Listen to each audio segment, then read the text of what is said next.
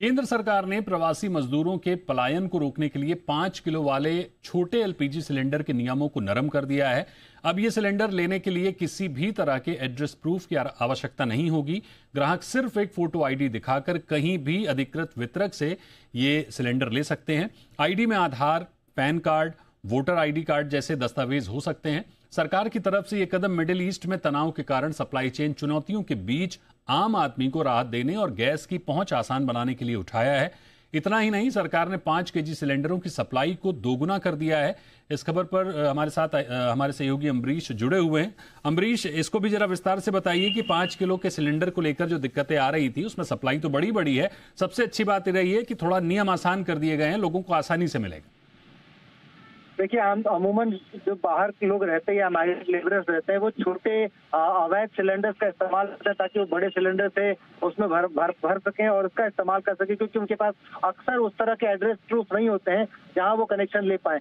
अब जब से ये एलपीजी क्राइसिस शुरू हुई थी तब से ऐसे सिलेंडर जो कि उनको अमूमन 100 रुपए 120 रुपए किलो में मिल जाते थे, वो अब बढ़ के 300 से 500 रुपए किलो हो गए थे और यहाँ उनके लिए एक बड़ी मुसीबत हो रही थी। और इसी वजह से हमने देखा देश के कई सारे हिस्सों से, विशेष तौर पर इंडस्ट्रियल हिस्सों से मजदूरों का पलायन हो रहा था, ये बोलते हुए कि अफोर्डेबल नहीं है उनके लिए गैस खरीद पाना और इससे बेहतर है वो घर जाएं। तो सरकार ने इस तरह के माइग्रेंट्स को रोकने के लिए और राहत देने के लिए जो 5 किलो का छोटा सिलेंडर है उसकी आपूर्ति बढ़ा दी है। पहले की तुलना में आपूर्ति दुगनी हो गई है। इसके अलावा नियमों में बहुत तरीके की ढील दी है। विशेष तौर पर इस बात के लिए जोर दिया गया कि उनके पास कोई भी वैलिड फोटो आईडी प्रूफ होगा तो उसको दिखाकर वो अपनी नजदीकी एजेंसी से ये सिलेंडर ले सकते हैं और उसका इस्तेमाल कर सकते हैं। इसके लिए उनको बहुत सारी चीजों की या बहुत सारे फॉर्मेलिटीज की जरूरत नहीं पड़ेगी। पहले से कोई आवेदन देने की जरूरत नहीं पड़ेगी। वो एजेंसी पर जा सकते हैं, अपना फोटो आईडी देकर इसको तुरंत ले सकते हैं और वो जो सिलेंडर में गैस उनको मिलेगी वो भी एक रीजनेबल प्राइस, जो सरकार का रेट है उसी रेट पर मिलेगी। तो उनके लिए एक बड़ी राहत है, क्योंकि मौजूदा समय में जिस तरीके से ये जो कालाबाजारी या होर्डिंग करने वाले लोग थे 500 रुपए प्रति किलो गैस दे रहे थे, अब उनको 500 रुपए में लगभग 5 किलो का एक पूरा सिलेंडर मिलेगा जो उनकी खपत के लिए या फिर उनके इस्तेमाल के लिए पर्याप्त होगा और उनके लिए एक बड़ी राहत हो जाएगी।